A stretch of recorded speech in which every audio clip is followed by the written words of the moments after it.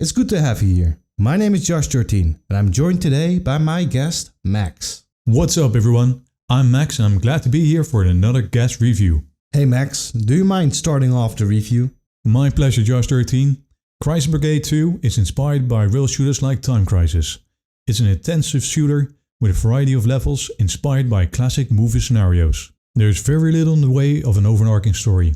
That is, if you don't count the newspaper columns after finishing each level. It has different modes, leaderboards and of course, boss fights. You can play it by yourself or join up with a friend. Crisis Brigade 2 is a cover arcade shooter on rails. When you get hit, it will cost you a life.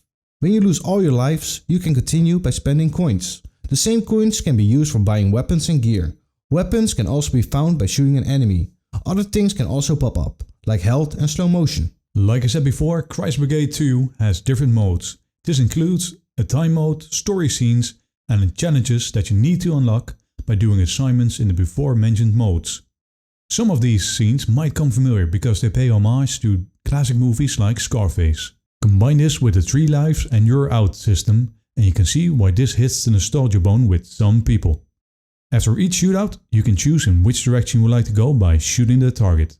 This is another callback to the railgun classics. Help the algorithm and this channel grow by liking and subscribing for more PlayStation VR2 game reviews. After 5 minutes of playing, I felt like a kid again, putting coins in the machine and trying to beat Time Crisis. For me, this game is all about nostalgia and was worth every penny. Also, I would like to add that the game has one of the best lobbies. You can see what the other person is doing and you can both start the game at any time. I totally agree with you there, Josh13, because this game pulled me back to a simpler time of arcades and NES.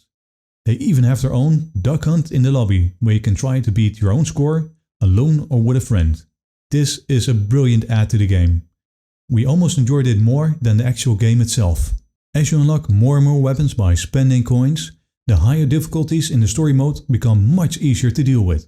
The controls can't be any simpler than point and shoot. You dodge a bullet by ducking for cover in real life, or you select the shoot in the lobby. This is handy if you play seated.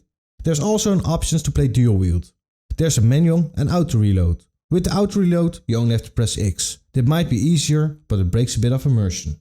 Each gun has its own unique sound, but the assault rifles do sound more similar. The commentator and the enemy spout one-liners like the cheesy 80s action movie. There isn't much diversity, so you'll be hearing most of the comments repeating. But luckily it doesn't get grating. Crisis Brigade 2 is not the best looking game. It's a big step up from the first release though. In-game graphics are not always the most important thing in a game. It's also how it plays. And there's nothing wrong there. There are different skins for your weapons and characters. But there's only a few to choose from. I would give this game an 8 out of 10. There are things I like and there are things I don't like. I did not like the constant black screens while you're moving to the next point. This really broke the immersion of the game and it almost felt like a bug to me. But that's because I don't really get sick while playing VR. And I can imagine if you get motion sickness, this might solve the problem. Overall, I really enjoyed this game.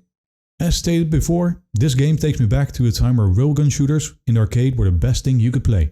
The game can work on this netcode because during our co-op sessions we had multiple disconnects. This is especially frustrating when you're just arriving to a boss battle. The levels are fun, but I just wish there were more. The levels also could be longer.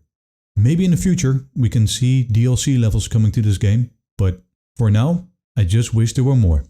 It always warms my heart to see a watcher make it to the end. Stay tuned for the next one.